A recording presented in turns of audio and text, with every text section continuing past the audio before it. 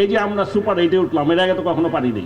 রিশাদ হোসেন বাচ্চা ছেলে, ওর বলই বুঝতে পারে না। লড়াই করে জিতবো আমরা। ফুটবলে বলে আমরা পিছিয়ে আছি।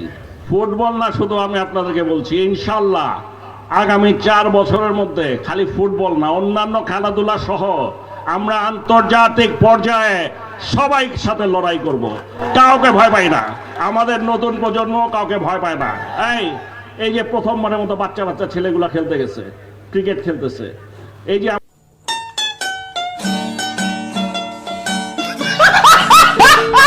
যে আমরা সুপার এইটে উঠলাম, এর আগে তো কখনো পারিনি।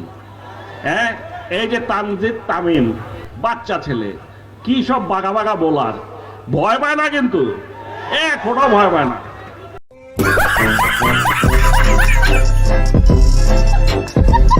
তানজিদ সাকিব বল করতেছে, এটাও একটা বাচ্চা ছেলে, জীবনের প্রথম খেলতেছে। এইসব দলের প্লেয়ারদের দেখেই নাই, নামই শুনছে খালি। ওর বল করে যে একটু ভয় পায় না। বড় বড় প্লেয়াররা থমকাই গেছে, একে কই থেকে আসলো। রিশাদ হোসেন বাচ্চা ছেলে, ওর বলই বুঝতে পারে না। হারতে পারি আমরা, হারতে পারি, কিন্তু কাউকে ভয় পাই না। লড়াই করে জিতবো আমরা, এবং এটা একমাত্র সম্ভব এই নতুন প্রজন্মের মাধ্যমে।